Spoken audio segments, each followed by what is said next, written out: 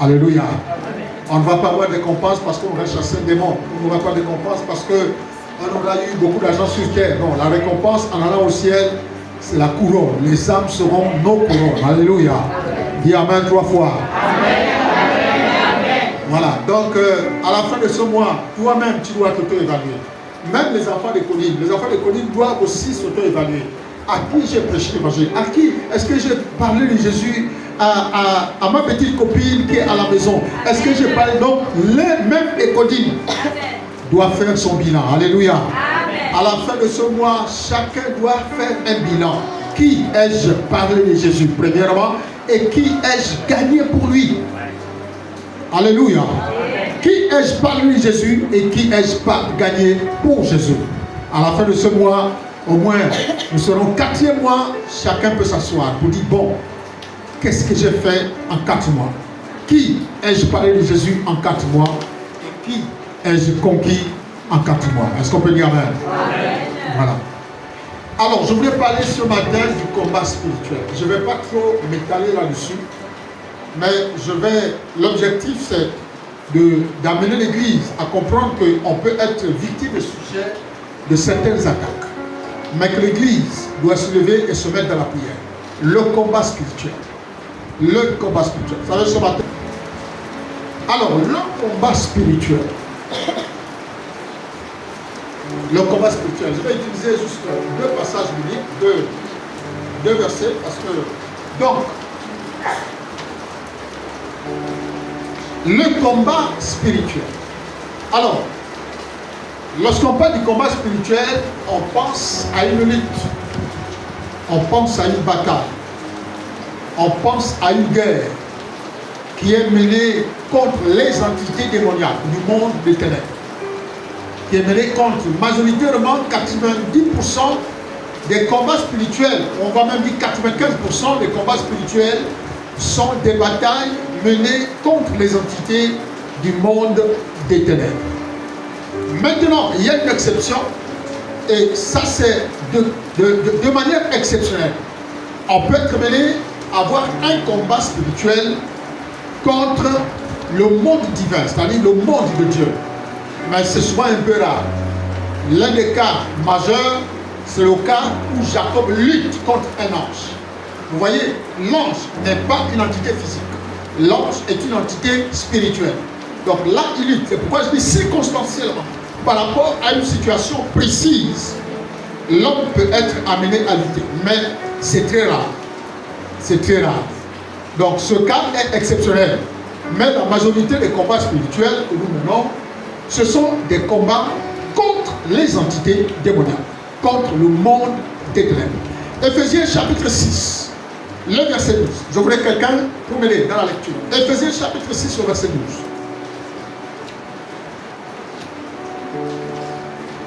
12. Éphésiens 6, verset 12.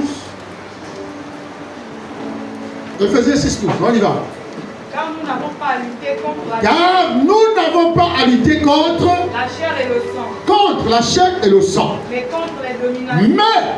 Contre les dominations. Contre les autorités. Contre les autorités. Contre les princes de ce monde des ténèbres. Contre les princes de ce monde des ténèbres. Contre les esprits méchants dans les lieux célestes. Contre les esprits méchants dans les lieux célestes. Est-ce qu'on peut dire Amen? Amen. Alors, restons debout. 2 minutes, s'il vous plaît.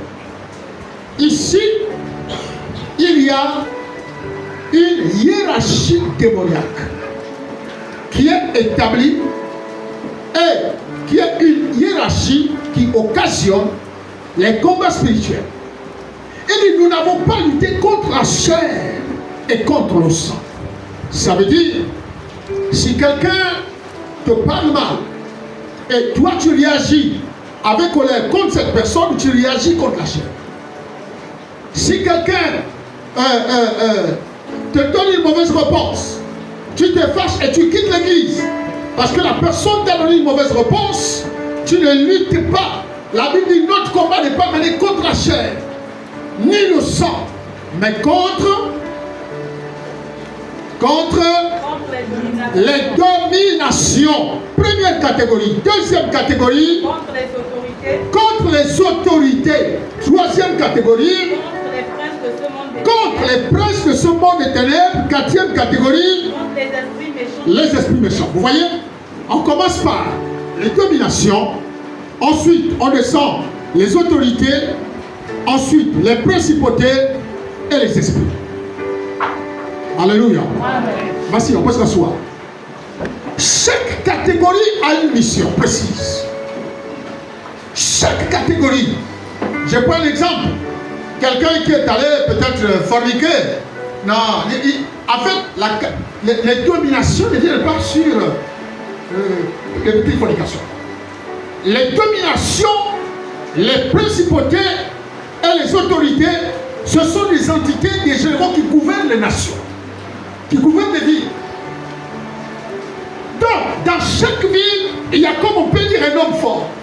Quand tu rentres dans une ville, il y a une entité forte. Et les dominations, on commence par les dominations. Ensuite, on descend aux autorités. Et ensuite, les principautés.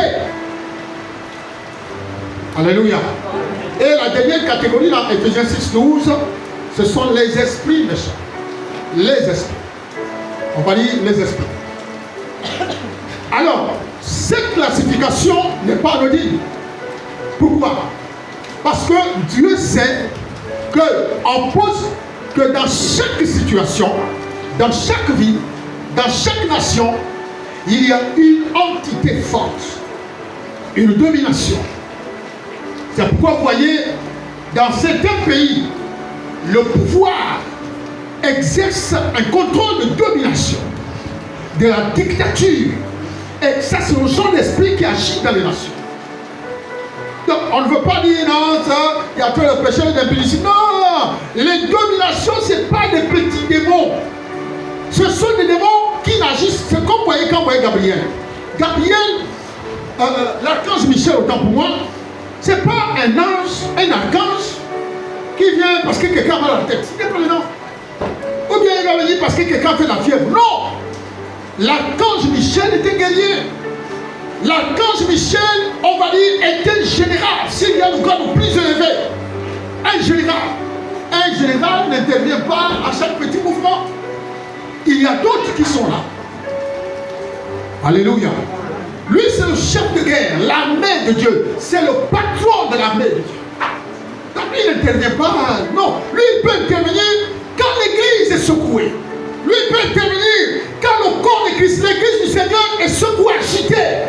Bien aimé, lorsqu'il y a des complots qui peuvent se lever contre l'église, là, vous aurez en face de vous l'archange Michel. Alléluia. Maintenant, nous avons également les différents exemples.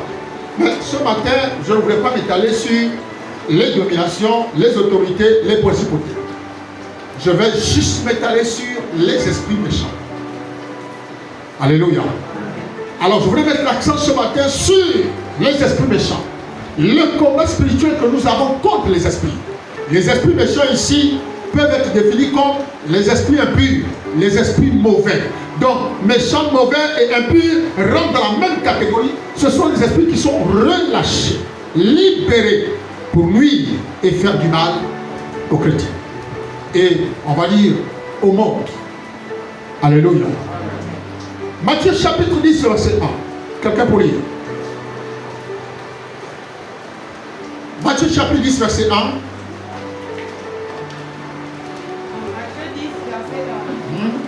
Puis ayant appelé ses 12 disciples. Puis ayant appelé ses 12 disciples. Il leur donna le pouvoir de chasser. Il leur donna le pouvoir de chasser les esprits impurs. Les esprits impurs. Et de guérir toute maladie. Et de guérir toute maladie. Et toute infirmité. Et toute infirmité.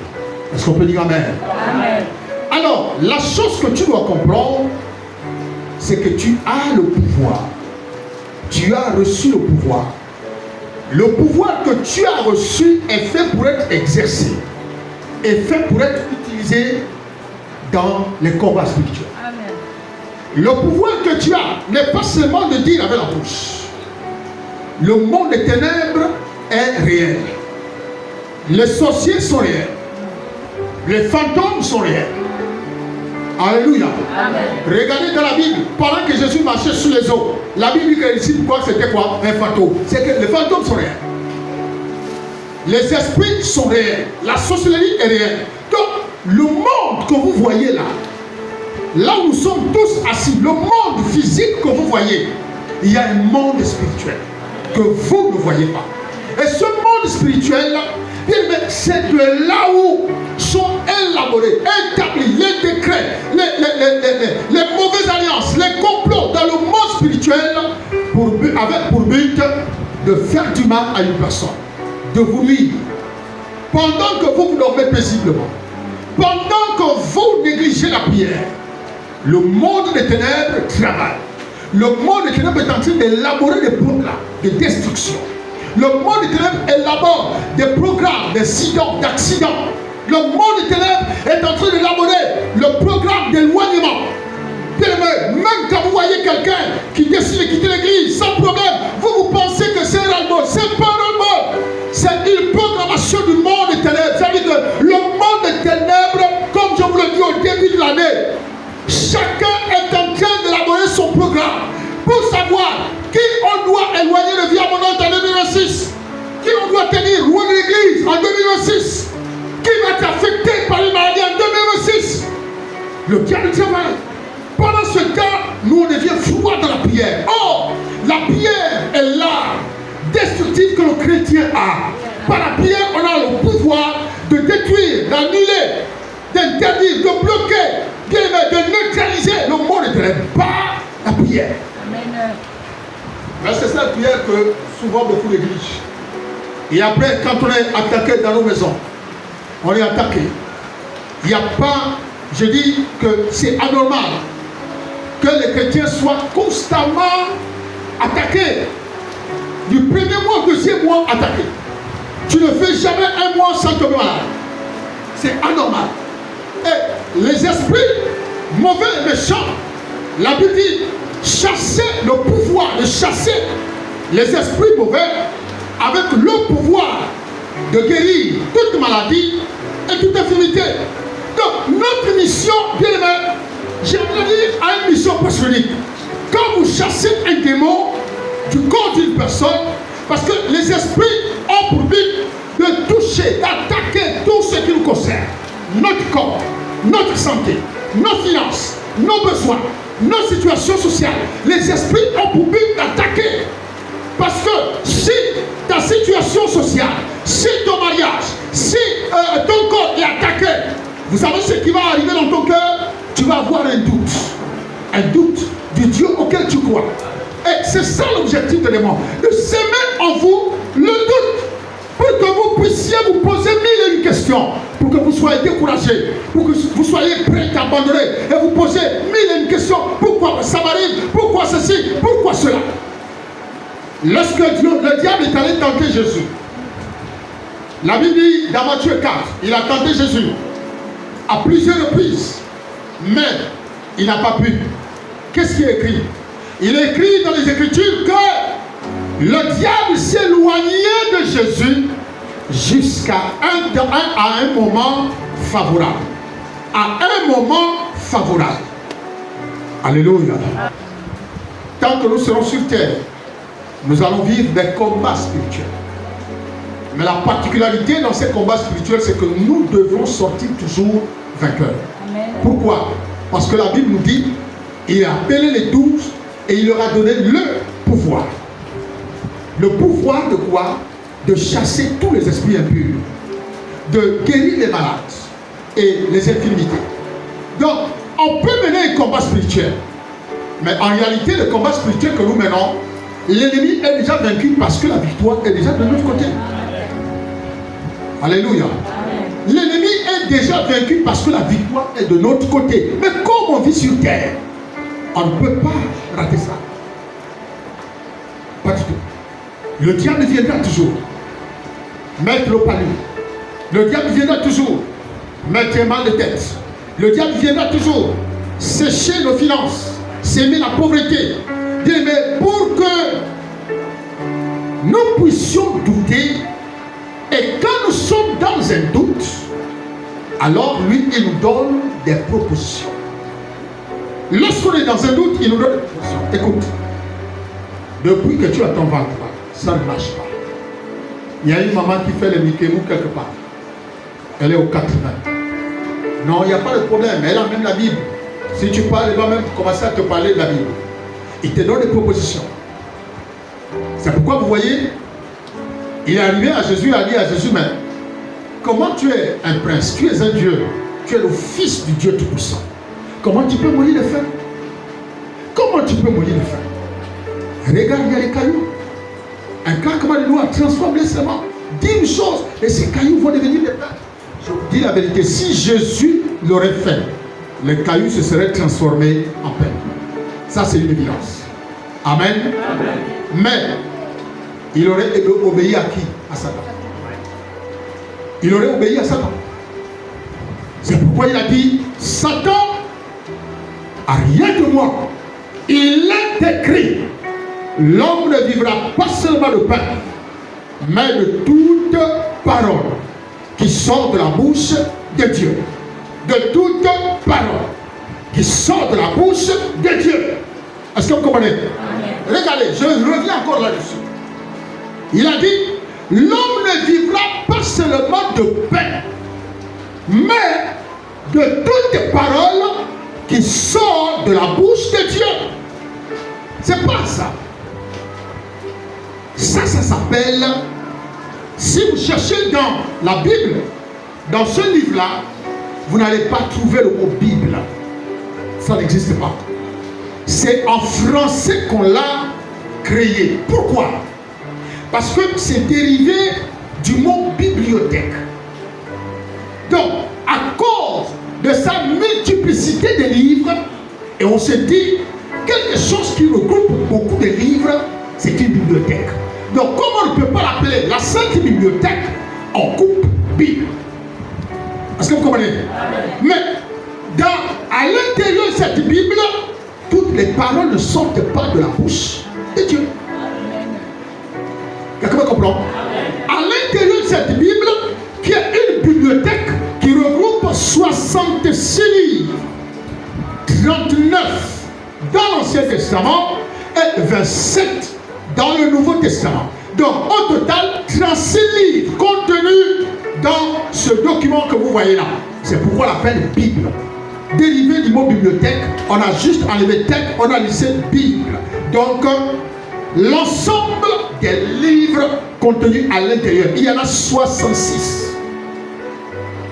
Or, dans l'ensemble de 66 livres, tous les livres ne font pas ressortir la parole de Dieu. Or, Jésus dit à Satan, l'homme ne vivra pas seulement du pain, mais de toute parole qui sort de la bouche de Dieu.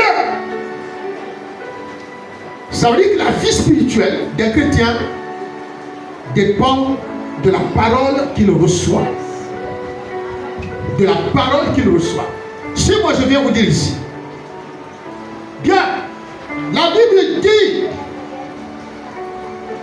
bois un peu le vin. Même s'il y en a qui boivent encore. La Bible dit, bois un peu le vin. Frère, c'est pas interdit, c'est pas un péché. Si je vous libère une parole comme ça, je vous ai fait du mal. Ah oui. Si je vous libère une parole comme ça, je vous ai fait du mal. Je vais faire quoi? Je vais encourager ceux qui avaient déjà abandonné à retourner. Est-ce que vous comprenez? Je vais encourager ceux qui ont déjà abandonné à retourner. Ou bien, le chrétien de la Nouvelle Alliance, quand il dit, vous, éloignez-vous de moi, vous qui commettez l'iniquité. Alléluia. Donc, on est où? Dans la Nouvelle Alliance. Parce qu'il vient de dire au Seigneur, on a guéri les malades en ton nom. On a chassé les démons en ton nom. Ça, c'est la Nouvelle Alliance. L'Ancien Testament ne connaît pas chasser les démons. On a guéri les malades en ton nom. On a chassé les démons en ton nom. Tout ça, etc. Et le Seigneur le dira, éloignez-vous de moi, vous qui commettez l'iniquité. Ça veut dire que dans la Nouvelle Alliance, on peut t'éloigner du Seigneur. Ah oui, frère. Ça veut dire que là, quand il dit vous qui commettez l'iniquité, c'est quoi cette iniquité? Il ne parle pas du péché, il dit l'iniquité. Frère, le péché, c'est pas le fait que j'ai forniqué avec une personne.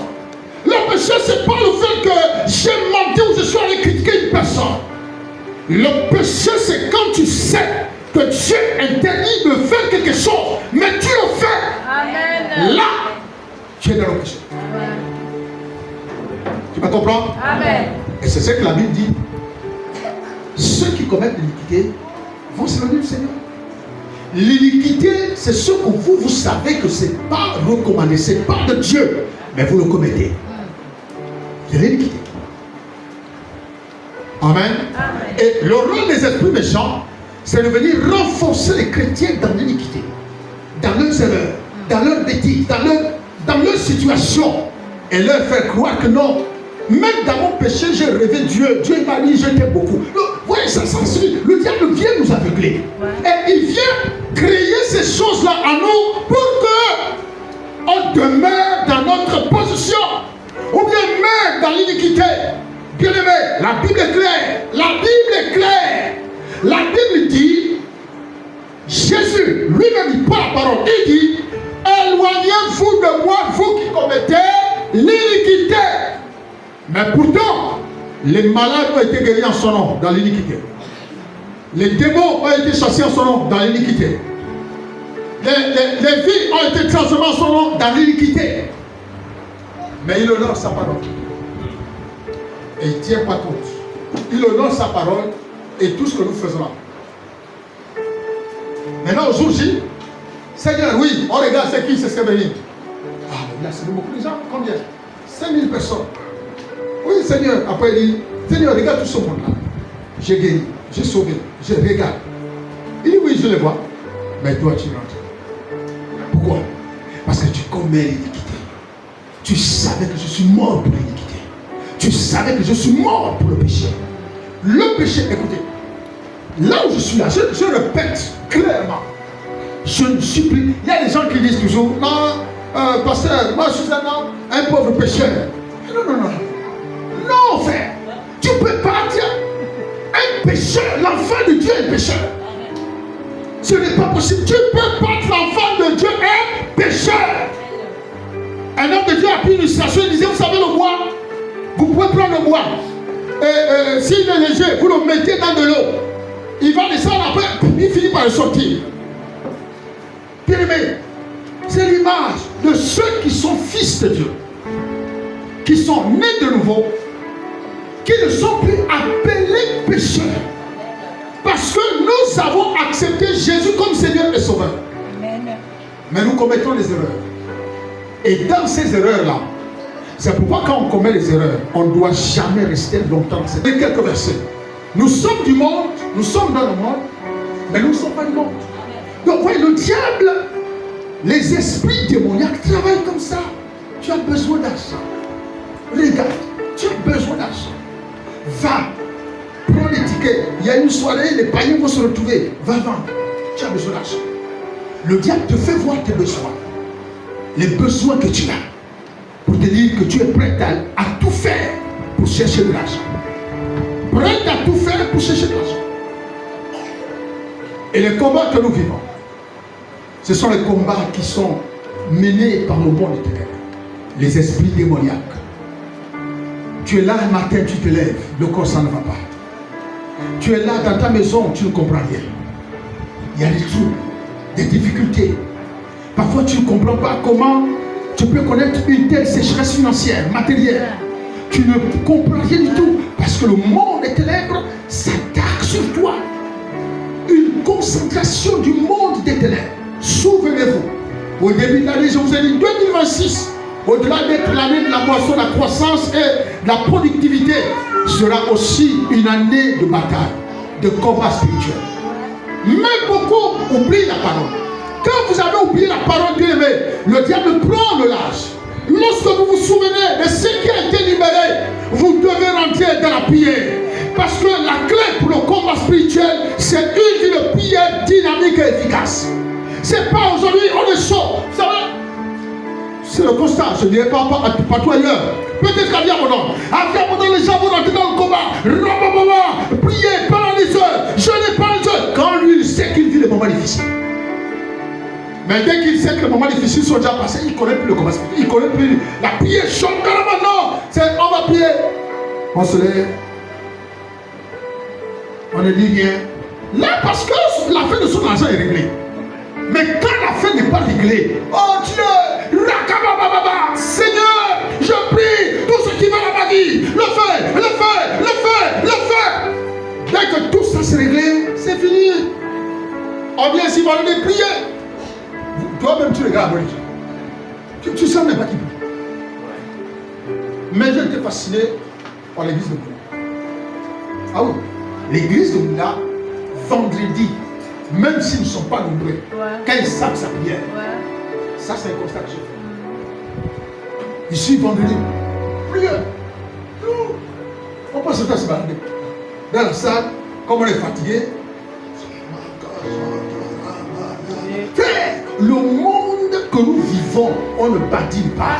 Dans lequel nous vivons, je dis, on ne joue pas. Amen. Les autres travaillent. Toi, tu viens fasser de la prière. Les autres sont en train d'imposer le roi. Toi, tu viens gorger de la prière. Les autres sont en train de dicter la conduite à tenir. Toi, tu es là seulement pour te plaindre, passer au temps de te plaindre. Mais tu ne rentres pas dans la prière. Tu ne rentres pas dans le combat spirituel. Tu ne pries pas. Ta vie de prière, elle est froide et faible.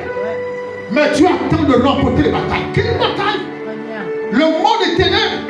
Je me rappelle, c'est les Blancs, c'est les Ivoiriens qui disaient Dieu est grand, mais le blanc il n'est pas petit.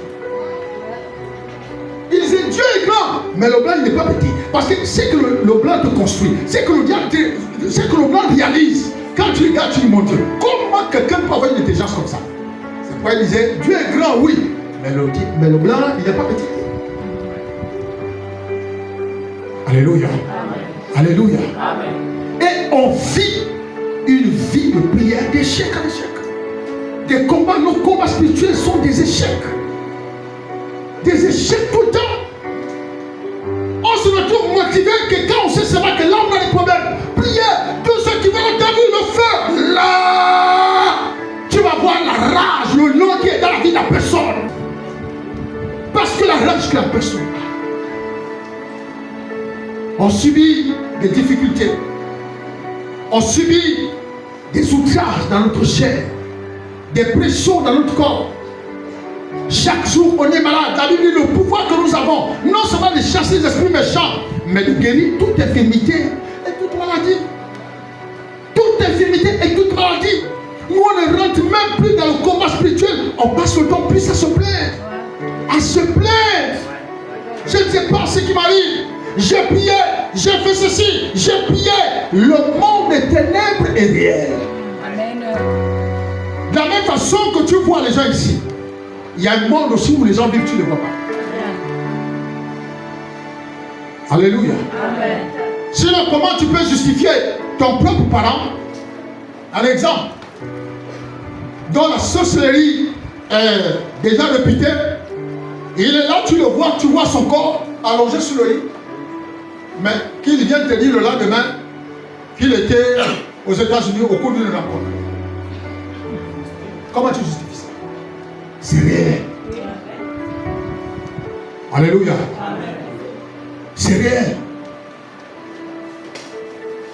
Amen. Amen. Frère, dès que tu as un peu d'inattention, tu tombes. Un peu d'inattention, tu tombes.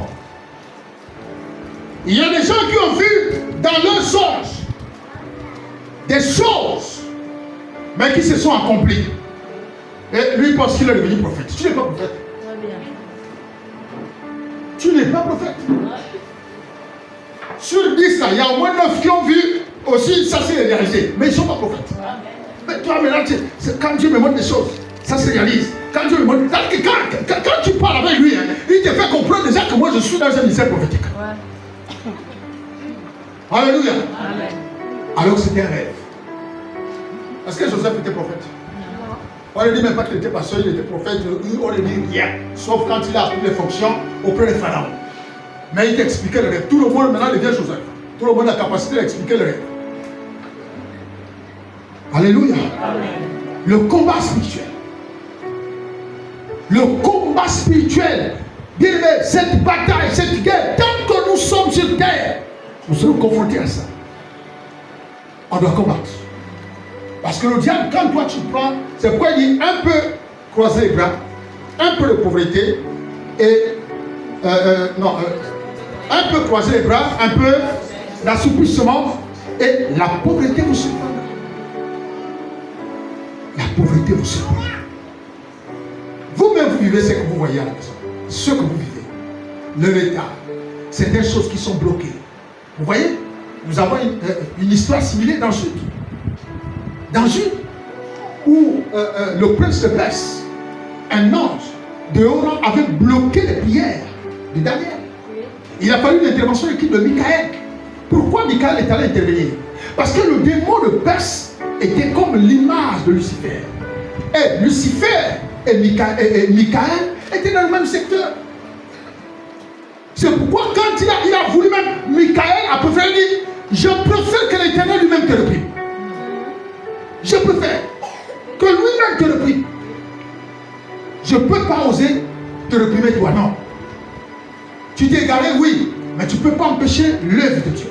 C'est comme les gens quand ils quittent l'église. Quand ils quittent l'église, ils salissent l'église. Ils salissent l'église.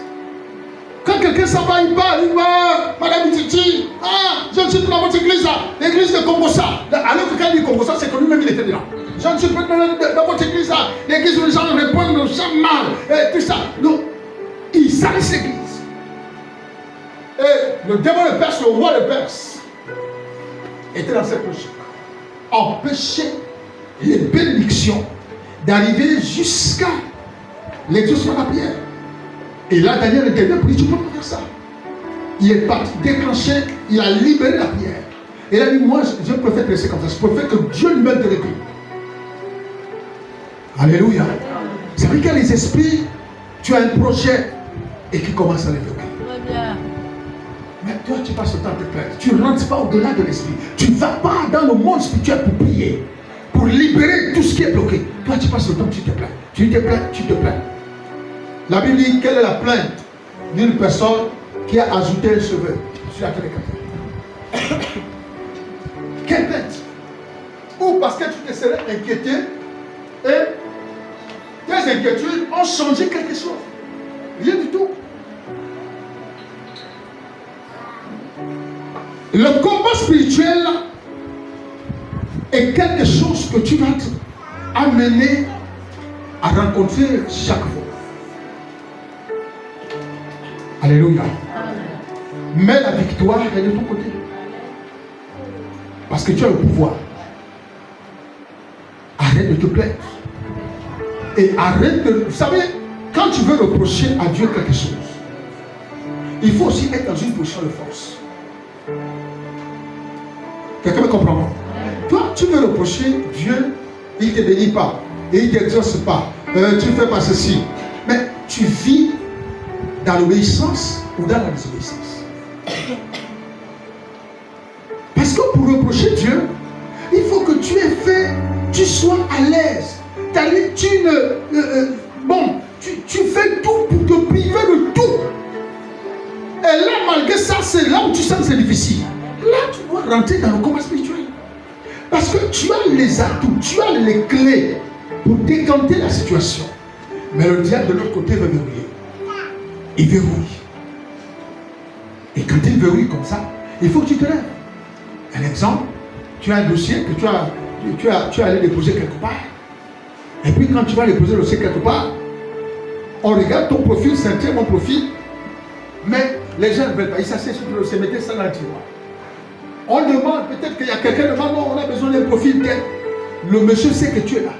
Il peut faire quoi? Aller chercher quelqu'un que lui il connaît. Et toi, ton profil est balayé ou piétiné. Frère, il faut rentrer dans le combat. Vous brûlez tous ceux qui s'asseyent sur les dossiers des gens. Vous brûlez leurs fesses. Amen. Est-ce que vous comprenez?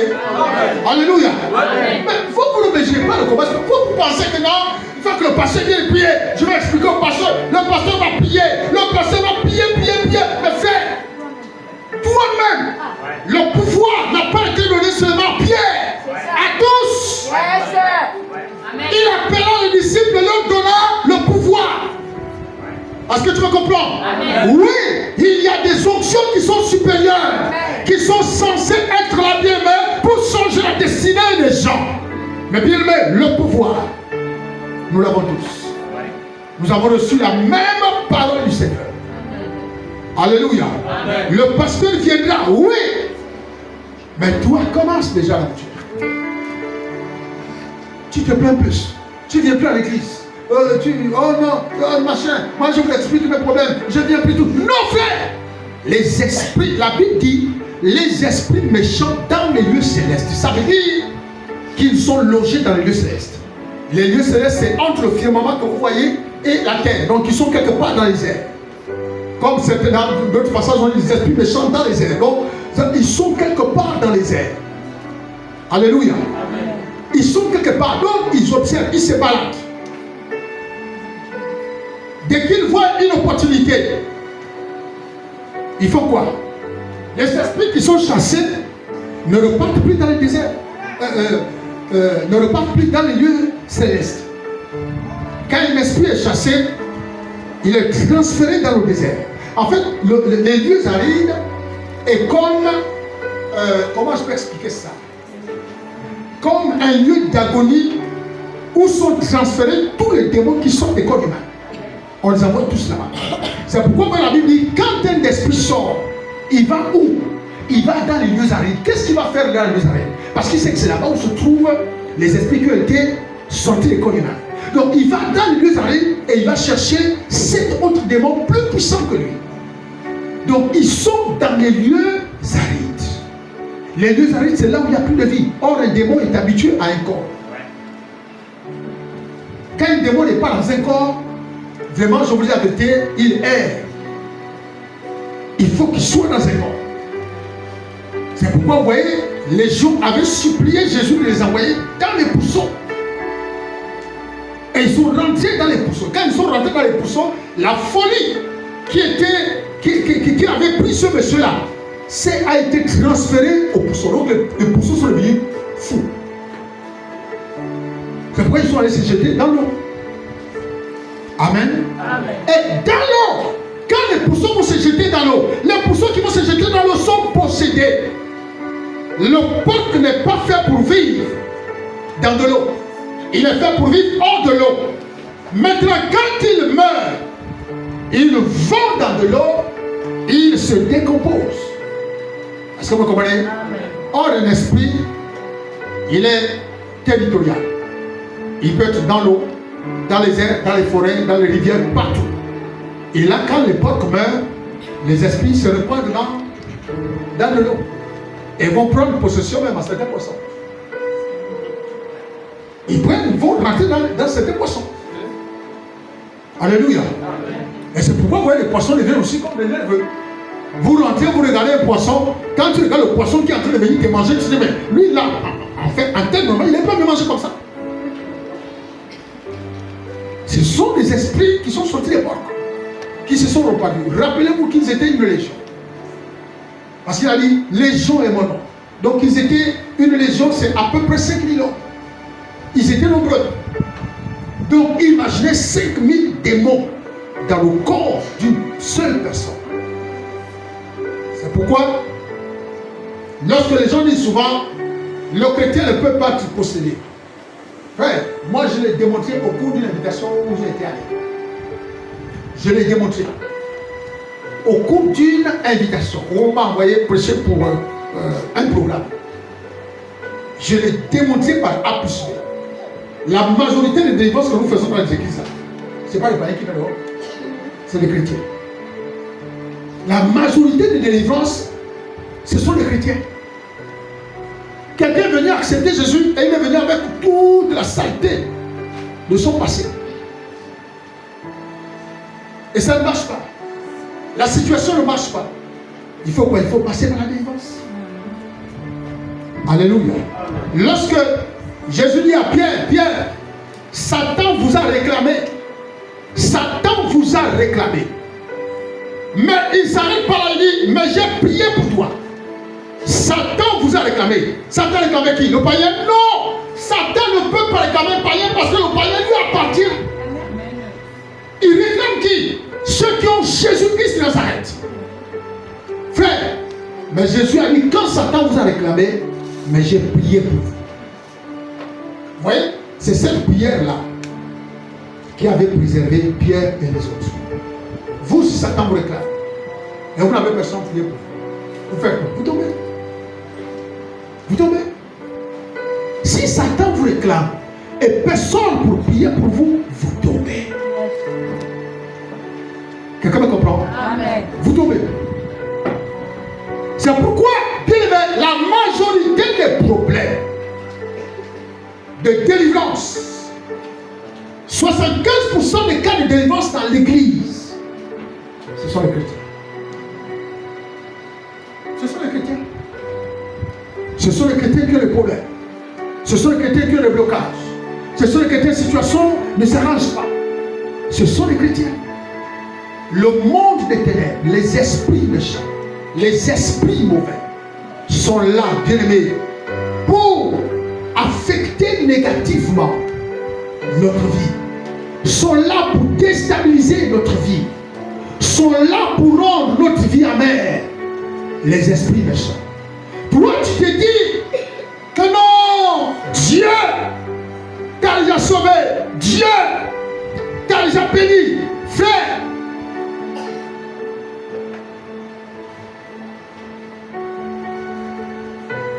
Vous savez pourquoi Judas volait de l'argent? Hein? Vous savez pourquoi Judas volait? Vous avez déjà lu dans la Bible que Jésus a dit, non, les Écritures disent que Judas ne se plaignait pas parce qu'il avait de la compassion, mais parce que c'était un petit voleur. Voleur des offrandes. C'est-à-dire qu'il est venu avec ça, de là où il était. Et comme dès qu'on lui a dit c'est toi le trésorier, quand il voyait l'argent, non. Judas, mourir, non. Dès qu'il voit l'argent. Donc même quand quelqu'un vient faire une offrande au Seigneur, Judas voyait que c'était du gaspillage. Alléluia. C'est pourquoi moi je dis souvent aux gens, vous la quête là, si quelqu'un vient ici, papa oui je vais te donner 200 000 en offrande, cadeau, ta sueur, quand tu prêches ça, oui ça me fait du bien, je vais te donner 200 000. Imaginez que madame dit, pasteur, on ne pouvait pas, on ne pouvait pas. J'avais dit, madame Itichi, évite que je ne prononce une mauvaise parole. Amen. Voilà. Judas, c'est ce qu'il faisait. Quand quelqu'un vient vers Jésus, l'offre imparfaite de l'art de valeur. Quand Judas regarde comme ça, il dit, putain, comment la femme peut venir gaspiller? Mon Dieu, là il y a beaucoup d'argent. Il est venu avec cette nature. C'est pourquoi vous voyez, dès qu'on a proposé de l'argent pour vendre Jésus, Judas n'a pas hésité. Il n'a pas hésité parce que c'était sa nature.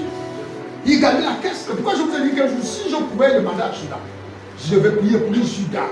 Même en rêve, viens me dire là où tu as caché la caisse. Parce que c'est lui qui gagnait l'argent. Alléluia. C'est lui qui gagnait la caisse. Quand on a arrêté Jésus, on ne nous dit pas là où il a mis l'argent. On dit seulement qu'il est parti se pendre. Il a mis l'argent, il est parti jeter l'argent qu'on a donné. Mais l'argent de la caisse, c'est où? Alléluia. Nous, là même quand on est là, madame Titi est vivante. Quand il y a un petit souci là, il y en a même qui disent, mais il y a combien de la caisse? Vous voyez pour madame Titi? Pourquoi? Même quand madame Titi n'a rien. Mais quand vous savez que c'est la trésorière est faite pour gagner de l'argent, n'est-ce pas? Oui. La trésorerie garde de l'argent. Mais pourtant, vous pouvez trouver un mois, madame Titi n'est pas trésorière. Parce qu'elle ne garde rien. Il n'y a rien dans la caisse. Mais s'il y a un problème, toujours vous allez appeler madame Titi. Pourquoi vous demandez d'appeler madame Titi? Parce que vous êtes conscient que c'est elle qui garde la caisse. Mais Judas, avant de mourir, devait dire ça. Il a mis l'argent où? L'argent est peut-être quelque part où je ne sais pas. Il avait mis l'argent là où? Quand je dors, je me réveille, je dis, mais le gars m'a mis l'argent. Quand je voudrais même qu'il vienne me m'arrête. Et me dit, pasteur, là où tu vois l'argent, à Jérusalem, tu pars à tel endroit, tout touché, tout ça. Je l'avais me dit, il y a combien? Si ça peut faire plus de 50 millions, je prends mon voyage, je pars. Si c'est 25 000, je dis, bon, que la terre garde ça. Alléluia. C'est la vérité. Je vous dis la vérité que je ne sais pas si les gens se posent. Moi, je me pose une question chaque jour. Judas a mis l'argent là-haut. Alléluia. Il a mis l'argent où?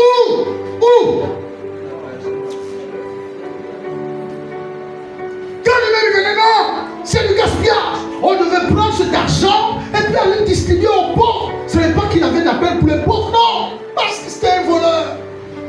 voleurs. Voleurs des offrandes. Alléluia. Voleurs des offrandes. Vous savez,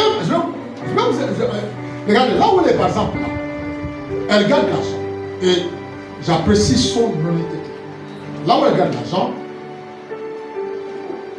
elle fait des dépenses, elle prend toujours, elle ne dit rien, elle prend toujours, elle ne dit rien. C'est du vol. Est-ce que vous comprenez? Amen. Quand vous dépensez l'argent que vous gardez, vous ne dites rien.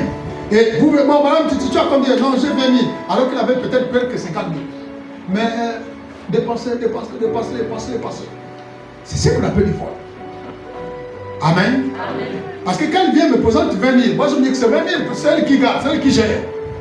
Alors que dans sa conscience, elle sait qu'il y avait au moins 30 000. C'est du vol. Alléluia. Amen. Et Judas était comme ça. Judas était, quand il a été habitué à avoir de l'argent, donc la lune qu'il a amenée dans le monde, là, il est venu avec ça dans l'église. Donc tous les cadeaux qu'on donnait à Jésus, c'était mauvais. C'était du gaspillage. Du gaspillage.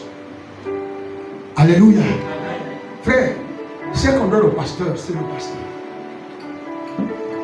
Ce qu'on donne au pasteur, même si c'est beaucoup que ça te fait mal au cœur, c'est le pasteur. Si tu as besoin de donner aux orphelins, vois ton père. Et puis, on va voir comment on peut travailler les veuves des orphelins. Oui, c'est contenu dans la Bible. Mais si toi, ton cœur fait mal, parce que on est parti donner quelque chose au pasteur, là, tu es sous l'influence des esprits mauvais. Des esprits mauvais. Alléluia. Donc, Jésus ne mérite pas un parfum de valeur. Le pasteur ne mérite pas qu'on s'occupe de lui, qu'on prenne soin de lui avec de la valeur. Vous voyez, certaines personnes, c'est comme ça qu'elles réagissent. Or, on a besoin qu'aussi au pasteur, on prenne soin de lui. Regardez, quelqu'un qui fait les miracles, qui est capable de transformer, de multiplier les pains. Et une prostituée vient avec un parfum de valeur. Vous pensez que Jésus avait besoin de ça? Mais son acte a touché Jésus. Elle est prostituée. Et peut-être que même c'est un parfum qu'elle a pu avoir dans sa démarche. Mais elle est venue l'offrir au Seigneur. Alléluia. Amen. Et une autre prostituée, c'est pourquoi la Bible dit les prostituées vous dévanceront. Une autre prostituée est venue, convaincue de son mauvais état de vie. Elle s'est inclinée devant le Seigneur. Elle a commencé à pleurer. Et quand elle a fini de pleurer, tous les spiritistes, tous les super spirituels ont commencé à regarder Jésus avec aimeur. Si lui a été fils de Dieu, ici il devait savoir que la femme qui touche ses pieds. Quelle est cette femme qui est en train de s'incliner sur ses pieds, qui est en train de faire des bises à ses pieds? Non, il faut revoir la spiritualité de Jésus. Ce gars-là, il n'est pas clair. Et la Bible dit, lorsqu'elle a fini de pleurer, elle a pris ses cheveux, elle a essuyé les pieds du maître. Elle a essuyé les pieds du maître. Et il dit à Pierre, vous qui boudez, vous qui vous posez mille et une questions, je suis rentré dans ta maison. Tu ne m'as même pas donné d'eau pour me laver les pieds. Pourquoi? Parce que c'était une coutume juive. Quand tu rentres dans la maison, parce qu'à cause de la marche, les gens marchaient longtemps. Et dans le désert, la poussière, donc quand ils arrivent dans les maisons, ils doivent laver un peu les pieds. Et il dit à Pierre, je suis arrivé dans ta maison, tu ne m'as même pas donné de l'eau pour me laver les pieds. Mais cette femme, depuis que je suis arrivé, elle n'a pas cessé de les mouiller avec ses larmes et de les essuyer avec ses cheveux. Alléluia. Bien aimé.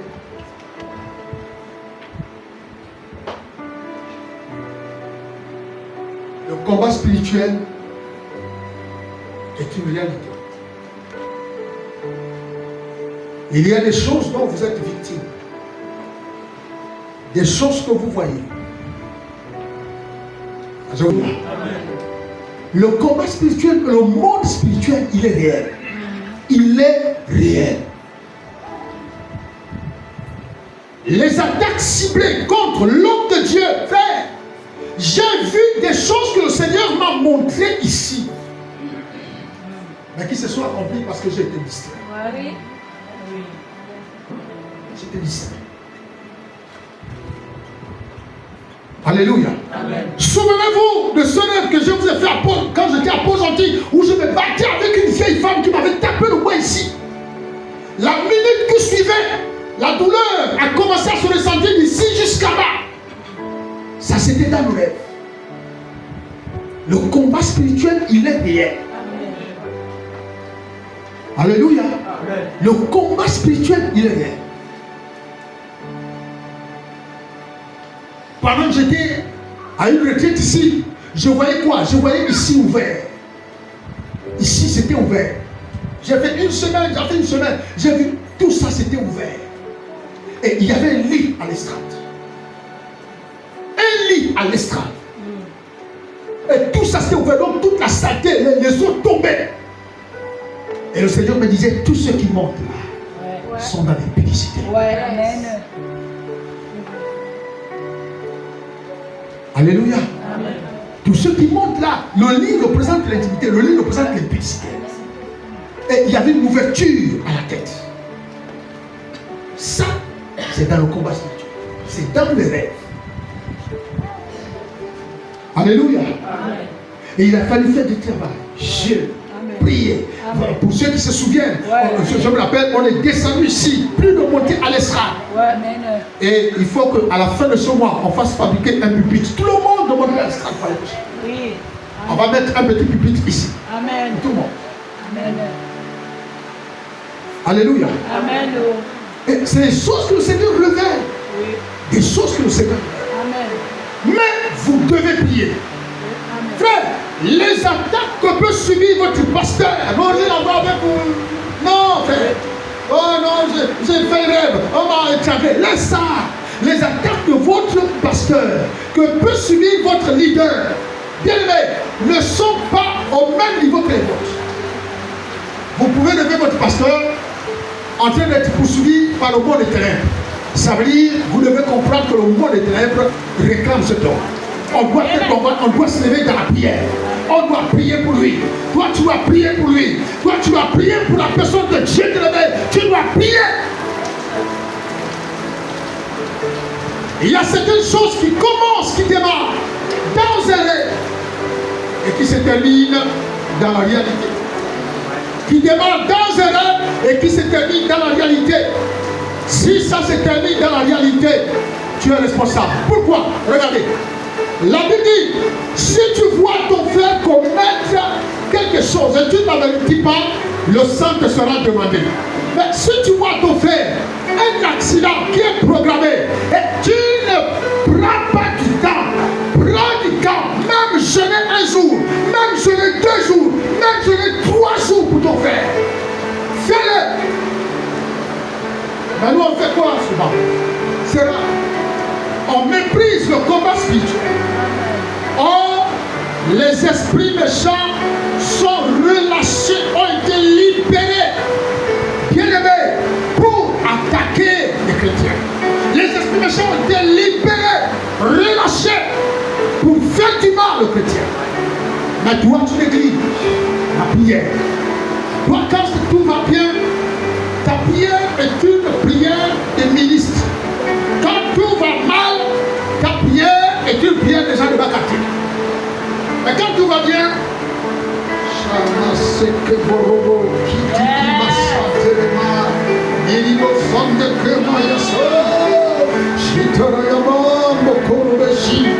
là, tout va bien. Quand tout va mal, nous allons bien. Tu ne crains même pas de transpirer. Mais comme tout va bien maintenant, transpirer. Vous voyez là, le ménage du score là. Priez, combat. Qui va t'attaquer? Riba chacun. Arrêtez ça. Oui, c'est pas capable. Les petits vont t'attaquer maintenant. Riba chacun. Ça veut dire, tu as une voix qui s'élève la prière et une voix qui revient au naturel. La voix qui revient au naturel, c'est la voix qui te permet de tenir le ventilateur pour faire éloigner la chaleur. Yes! Vérité. Alléluia. Amen. C'est ça. Quand tout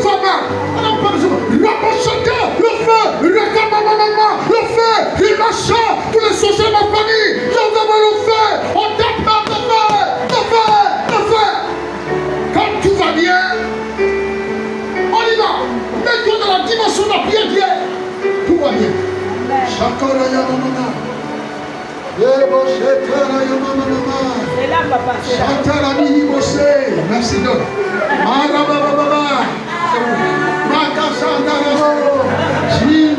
Tu te moques de qui? Tu te moques de qui?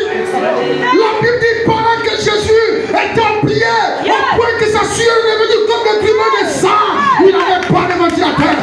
Tu es là, il comme le sang m'a dit.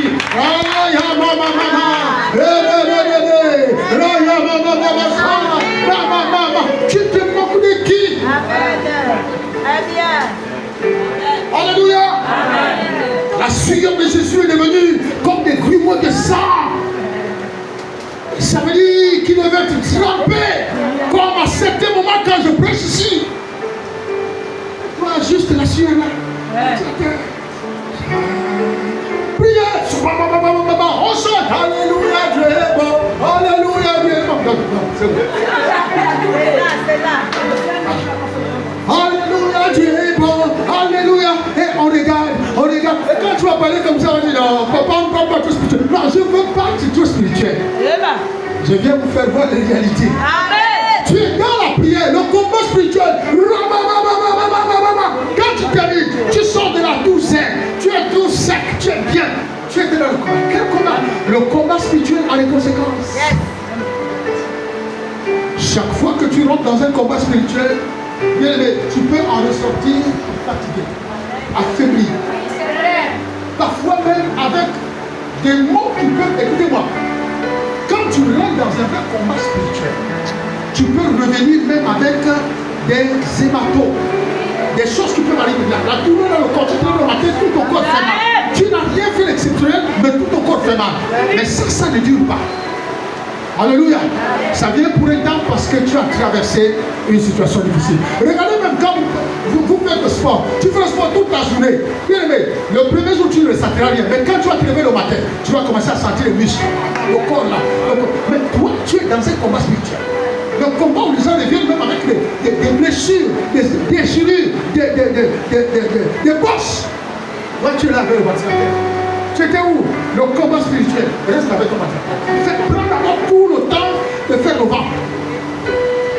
Tu n'es pas qualifié pour le combat spirituel. Le combat spirituel, tu vas avec les armes. La parole de Dieu. Tu vas avec les armes. La foi. Tu vas avec les armes. La prière. On n'amène pas les ventilateurs. Alléluia.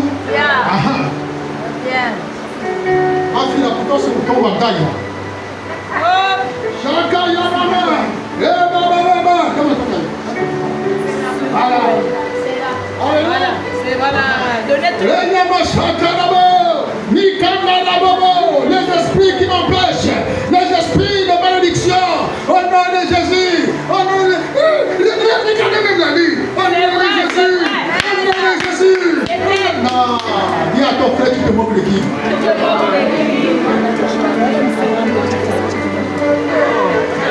On peut comprendre, vous êtes assis.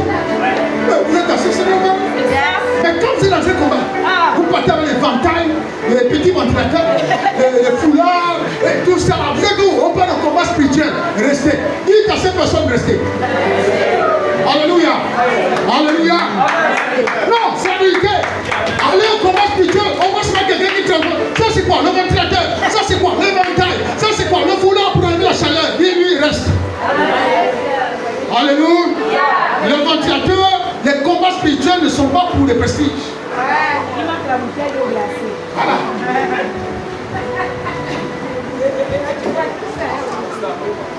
Bon. Pendant le combat, quand on a fini le combat, l'heure important. C'est au milieu. Pour redonner la force. Alléluia. Amen. Voilà, donc bien aimé, les esprits sont relâchés. Amen. Ils attaquent l'église. Amen. Ils attaquent les chrétiens. Ils attaquent le foyer. Ils attaquent le projet. Ils attaquent nos finances. Ils viennent retarder ce que nous construisons, ce que nous avons envie de faire. Ils viennent retarder. Alléluia. Et ils viennent décourager les chrétiens d'aller à l'église. Ils découragent les chrétiens. Ils affaiblissent la foi des chrétiens. Ils occupent les chrétiens. pour qu'on ne soit plus disposé pour l'œuvre de Dieu. Et ça, c'est les esprits méchants. Alléluia. Et c'est les esprits les plus répandus. Parce que c'est une quantité, c'est une catégorie, comme on l'a vu, les dominations, les autorités et les principautés, et ils n'agissent pas, ils agissent selon les circonstances précises.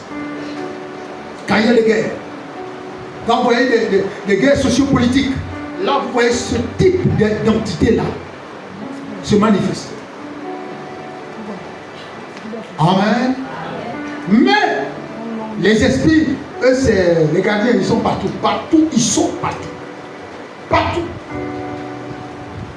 Quelqu'un peut se balader, traîner avec lui, les esprits. Ils marchent, mais ils sont avec lui. Dieu nous a donné ce pouvoir.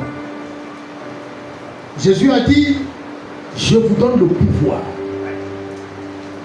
Je vous donne le pouvoir. Le pouvoir est l'autorité qu'on manifeste dans des batailles spirituelles. Et ce pouvoir, on doit l'utiliser. Quand tu fais un mauvais rêve, tu as le pouvoir d'annuler ce que tu as vu programmé. Tu as ce pouvoir. Dès que tu vis quelque chose d'anormal dans ton rêve, tu as le pouvoir. Oui, tu as expliqué le rêve, mais toi tu dois te lever. Parce que c'est à toi que Dieu a révélé ça. C'est toi qui as vécu ça. C'est toi qui as vu ça. Tu te lèves. Même si tu dois jurer un jour, selon que l'Esprit te le permet, je me lève contre toute attaque, contre mon pasteur. Je me lève contre tous les esprits qui sont relâchés. Je viens tous les lier au nom de Jésus. Je me lève pour annuler l'embuscade qui est tendue contre mon leader. Je viens annuler ça et détruire ça au nom de Jésus. Je viens, tu pries, frère. Tu ne pries pas seulement dès que tu t'es levé. Tu en fais un sujet même pendant 2 ou 3 jours. Tu pries pour ça. Alléluia. Tu pries pour ça. Vous savez, Jésus a eu besoin de ça. Parce que lorsqu'il a vécu les combats spirituels à Gethsemane, lorsqu'il vivait les combats spirituels, il a dit à ses collaborateurs, restez ici, priez pour moi. Aidez-moi dans la prière. Mais Dieu merci que lui-même, il comprenait comment je peux dire, il comprenait l'enjeu de cette mission. Et il a prié. Il a prié. Il a prié. Là, Jésus n'était pas confronté à des esprits mauvais. Non. Jésus était confronté à des dominations, à des principautés, à des autorités, donc qui ont formé un bloc pour lui dire tu ne peux pas arrêter ta mission. Ce n'est pas le petit esprit, mais ce petit esprit, monsieur, il est claqué en 2-4-6. Saul, c'est quand il sort, Saul, c'est comme. Mais lorsque le moment est arrivé, Satan n'a plus envoyé les esprits méchants. Il savait que s'il envoie les esprits méchants, ils sont vécus, c'est pourquoi il envoie un général comme la mort. Allez, rentre en jeu. La mort rentre en jeu. Les autres rentrent en jeu. Les autres rentrent. Là, il s'est retrouvé avec des entités géantes. Alléluia. Quand vous voyez un homme qui a vécu toute sa vie dans des combats, dans des victoires, à la dernière lutte, le gars est plus en passe. Ça veut dire que le combat spirituel était énorme. Alléluia. Ça veut dire que le combat spirituel était énorme. Ça veut dire qu'il n'a même pas pu dire que là je vais abandonner. Il s'est mis dans la prière. Il savait que la mission que le Père lui a confiée, il savait qu'il doit sortir de là vainqueur. Il a prié. Le combat spirituel. Une bataille qui est orientée vers des entités démoniaques du monde des ténèbres. Amen. Du monde des ténèbres. Tu peux subir des attaques.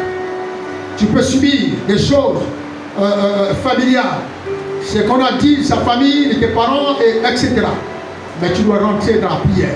C'est quand du 11, nous allons avoir l'école de la délivrance.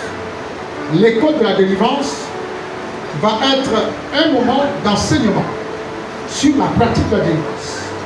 Comment on peut faire une délivrance et à quoi s'attendre Et comment aussi savoir que telle personne est libre. Parce qu'il y a des... Et après nous aurons la semaine de Pâques. Nous aurons 10 jours de jeûne. Parce que de la Pâques jusqu'à la Pentecôte, on compte 50 jours. Et de l'ascension jusqu'à la Pentecôte, ça fait 10 jours. C'est-à-dire, l'ascension, c'est là où Jésus est monté.